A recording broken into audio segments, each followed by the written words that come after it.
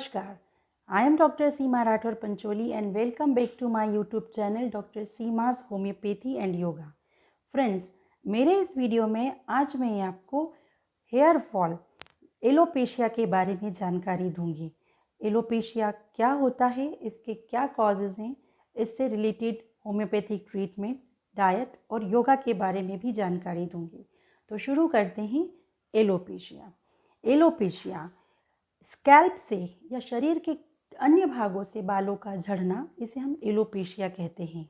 इसके कुछ common types होते हैं, जैसे कि एक फर्स्ट हम अगर गिने तो एंड्रोजेनेटिक एलोपेशिया, इसे हम पैटर्न हेयर लॉस भी कहते हैं, क्योंकि इसमें एक पैटर्न में बाल झड़ते हैं। इसमें मेल और फीमेल में बाल झड़ने का अलग अलग पैटर्न हो सकता है। इसका मेन वजह जो अगर गिनते हैं तो वो होता है आनुवांशिक या हेरिडिटरी रीज़न होता है। इसे कम्प्लीटली क्योर तो नहीं किया जा सकता, लेकिन अगर आप सही समय पे सही और उचित इलाज लेते हैं तो फर्दर हेयर लॉस रोका जा सकता है और इसको कई तरीके से प्रिवेंट कर सकते हैं हम। नेक्स्ट अगर हम बात करें तो होता है एलोपेशिया एरिएटा, या इसे हम स्पॉट बाल्डनेस भी कहते हैं। इस वाले प्रॉब्लम में बाल जो होते हैं वो स्पॉट्स में ऐसे सर्कुलर स्पॉट्स बन जाते हैं। ये सर्कुलर स्पॉट्स आपस में जॉइन भी हो सकते हैं और कभी कभी सेपरेट भी होते हैं।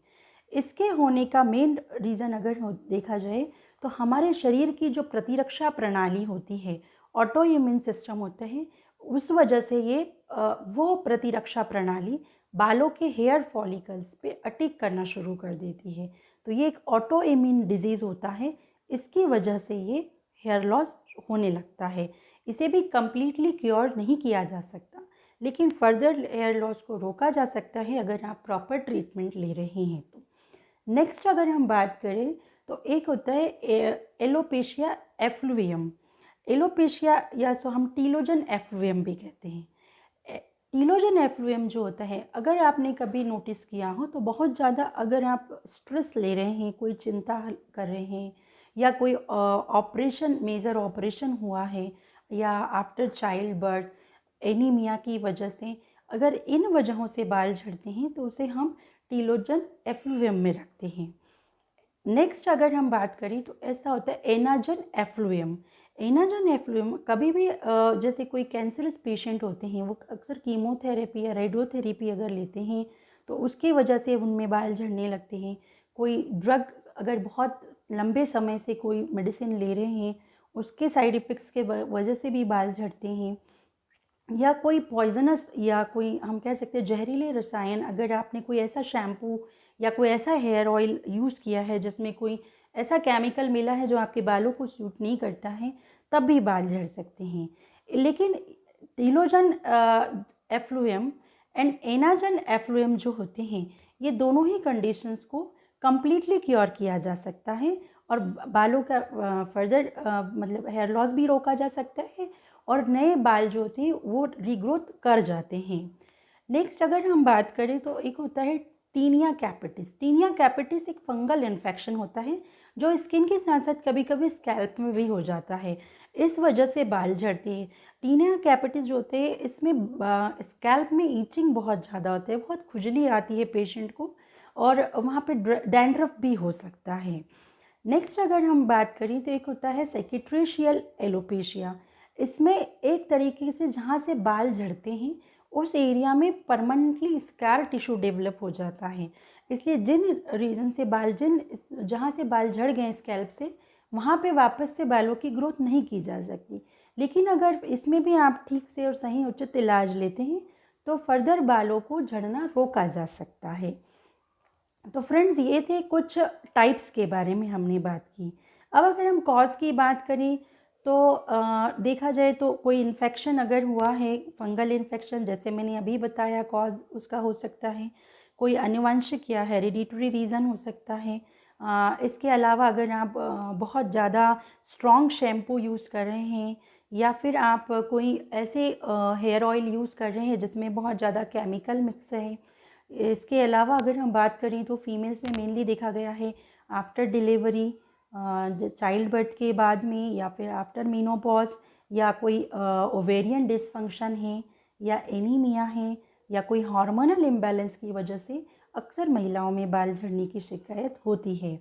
इसके अलावा अगर लंबे समय तक हम एक ही हेयर स्टाइल करते हैं, आप जैसे बालों में पार्टीशन करके और अपनी पौनी बनाते हैं, और अगर ये लंबे समय तक होते हैं तो वो भी एक वजह होती है कि बाल झड़ने शुरू हो जाते हैं। अगर बहुत टाइट पौनी बनाते हैं आप तो भी बाल झड़ते हैं, वो भी एक कॉज माना गया है।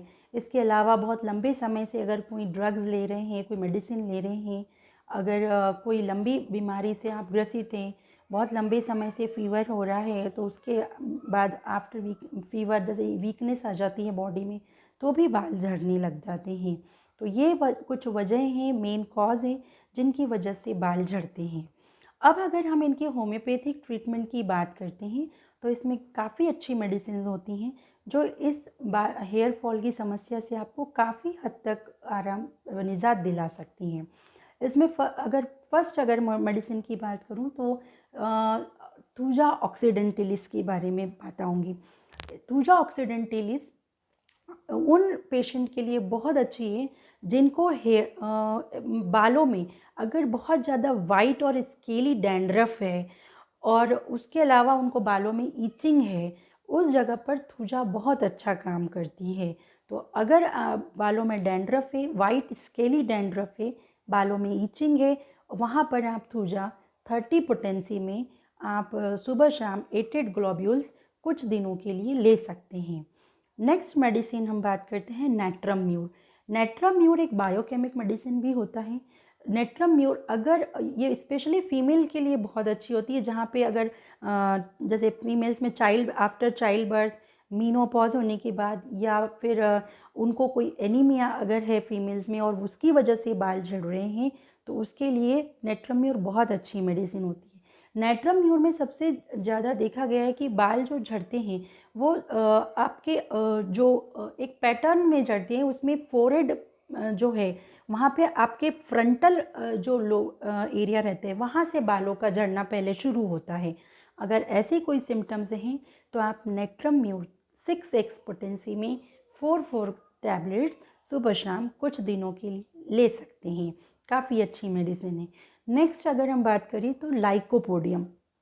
लाइकोपोडियम जो होता है, अगर ओवेरियन डिसफंक्शन है, एनीमिया है, पेशेंट को अगर क्लाइमेट का चेंज है या वेदर चेंज होने की वजह से या वाटर चेंज होने की वजह से बालों में झड़ने की शिकायत अगर है, और हार्मोनल इम्बैलेंस अगर बॉडी में है और उसकी वजह से बाल झड़ रहे हैं, कोई थायराइड डिसफंक्शन है, इस तरीके के अगर सिम्टम्स हैं और बाल झड़ रहे हैं और बाल ग्रे हो रहे हैं, उनका जो प्रीमैच्योरली हम कहते हैं ग्रे होना शुरू कर देते हैं, आजकल यंगस्टर्स में ये बहुत ज़्यादा समस्या देखी जाती है, तो ऐसे केसेस में हम लाइकोपोडियम 30 पोटेंसी में 8 ग्लोब्यूल्स सुबह शाम कुछ दिनों के लिए ले सकते हैं।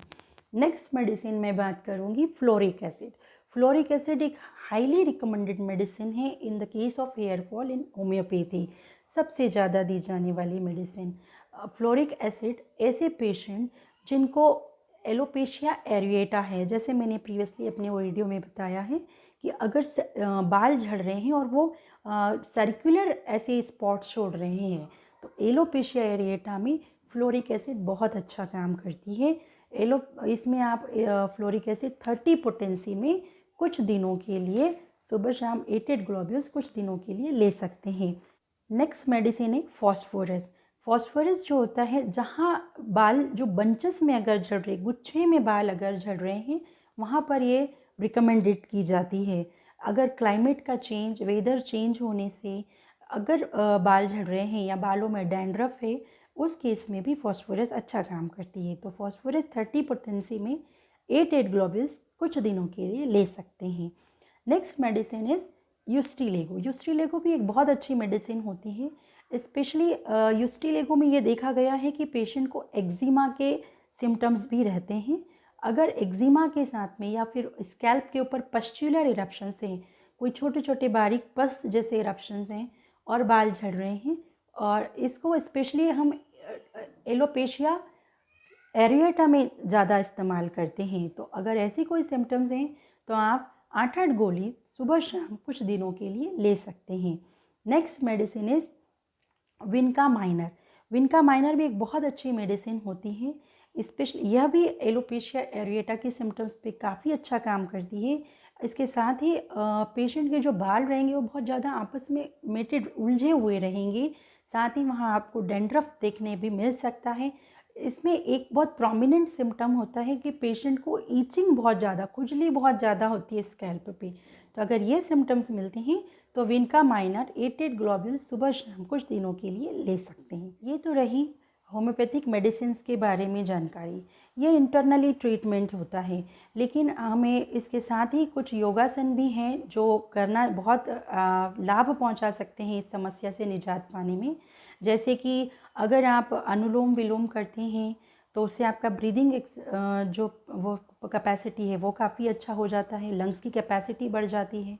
अगर आप इसके साथ में मंडूकासन है, पश्चिमोत्तानासन है और डाइजेशन से रिलेटेड वज्रासन जैसे हैं, ये आपके डाइजेशन को अच्छा रखते हैं। काफ़ी जगह ये देखा गया है कि हेयर लॉस की एक मेन प्रॉब्लम डाइजेशन से भी जुड़ी होती है। तो अगर ये आसन करते हैं तो काफ़ी हद तक आपको आपकी समस्या में छुटकारा समस्या से मिल सकता है।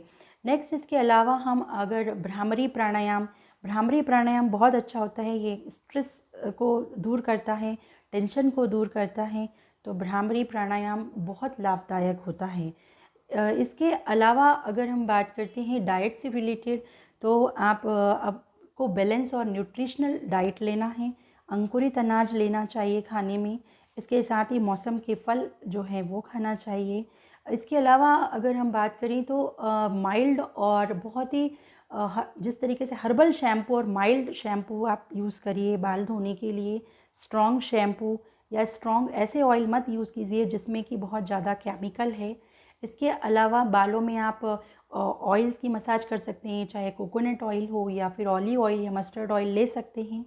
इसमें आप हरश्रृंगार के जो बीज होते हैं वो भी काफ़ी मददगार होते हैं। इससे इन ऑयल्स को और आप कैसे मेडिकेटेड कर सकते हैं और अच्छे से यूज़ कर सकते हैं और इन्हें और मेडिकेटेड कैसे बना सकते हैं, इसके बारे में जानकारी मैंने अपने नेक्स्ट वीडियो में दी है, तो आप उस वीडियो को ज़रूर देखिएगा। अगर आपको मेरा ये वीडियो पसंद आया है तो कृपया इसे लाइक सब्सक्राइब कीजिए, बेल आइकॉन का दबाना ना भूलें। Thank you.